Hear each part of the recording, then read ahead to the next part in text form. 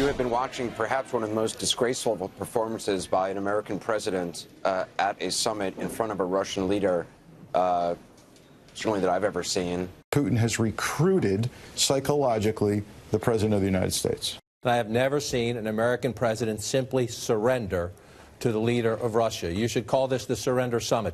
When do we see almost a shadow government come out and say, we cannot side with the government, whether it's the cabinet or the Senate? I think that's the big question.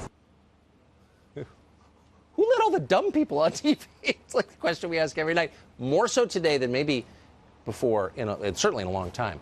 The reaction in the press to the summit today was so over the top that it was awe-inspiring, but the reaction of politicians was even more so. Chuck Schumer, who holds elected office in the United States Senate, suggested that Vladimir Putin is literally blackmailing the President of the United States. He did not provide evidence for that charge.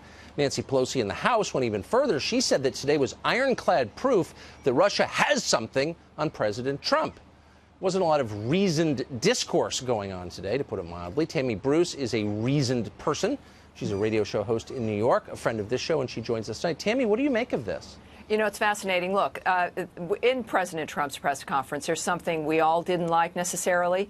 But the reaction, the overreaction, is extraordinary. Keep in mind, these are the people who said that the tax cuts were going to cause Armageddon, that the end of net neutrality was going to literally kill people, that President Trump meeting with North Korea was going to cause World War III.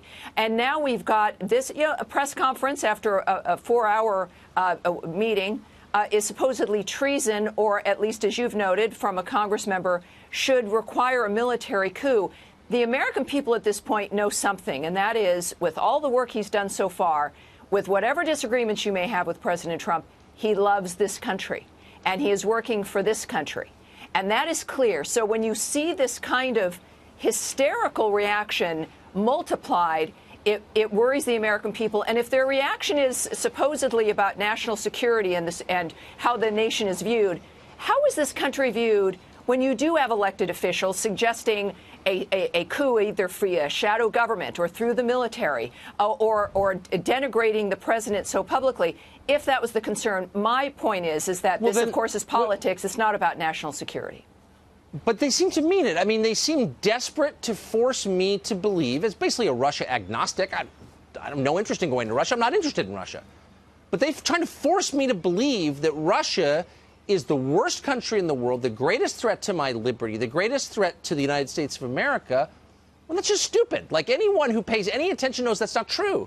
So it's not a defense of Russia, but it's just not, China's a much bigger threat. So why are they trying to force me to believe that and punish me if I don't nod in agreement? I don't understand. Because that was their first premise. They've based everything on Russia controlling Donald Trump. That was their premise for the first 6 months, was to get him either to resign or to get him impeached. And look, the Russians, we agree, we know, did meddle.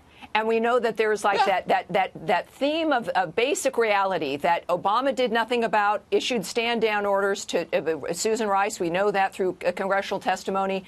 And so we know that that's occurred. The president it tends to bring the two together, which is this unfair witch hunt versus the actual dynamic of meddling in this country, which, by the way, it really had no impact. That's clear.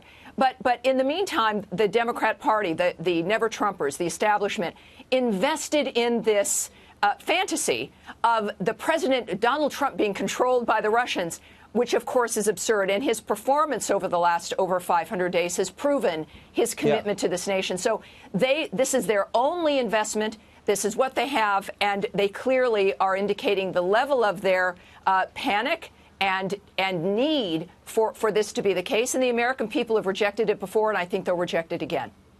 It seems a little disproportionate, to be totally honest, to put it mildly. So also during his press conference today, the president raised once again the matter of the DNC's email server, which we're told was hacked by Russia.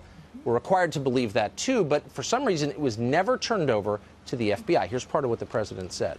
You have groups that are wondering why the FBI never took the server. Haven't they taken the server? Why was the FBI told to leave the office of the Democratic National Committee? I've been wondering that. I've been asking that for months and months, and I've been tweeting it out and calling it out on social media. Where is the server? I want to know, where is the server, and what is the server saying? With that being said, all I can do is ask the question. Meanwhile, Hillary Clinton made another appearance to remind the world that she ought to be president. Yesterday, she tweeted this: "Great World Cup. Question for President Trump as he meets Putin. Do you know which team you play for?" So I'm interested, Tammy, in this question of the server. I wouldn't be shocked if Russia tampered with it. They've been causing mischief in this country for 100 years. So that would not surprise me. But why is it considered unpatriotic to ask basic questions like, well, where's the server? Did you look at it? Why didn't the FBI look at it? Can you answer my basic questions? Why am I not allowed to ask those questions? I'm working for Putin if I do. I don't have a right as an American citizen to get straight answers to simple questions? Yeah, look, technically, actually, we believe the server may have been decommissioned and actually taken apart.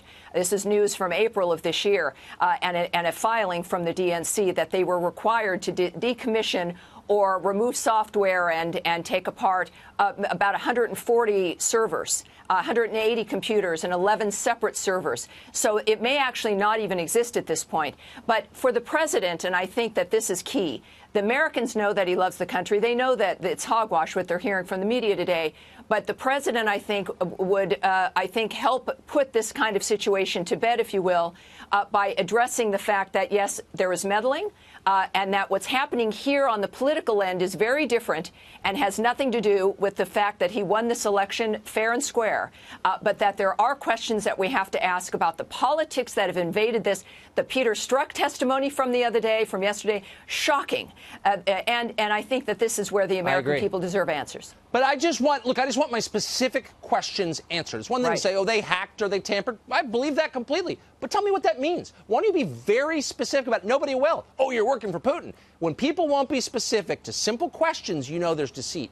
That's my view. Yeah, Tammy, the president's going to hear these complaints, and I think so will the FBI. I hope so. Yeah. Great to see you.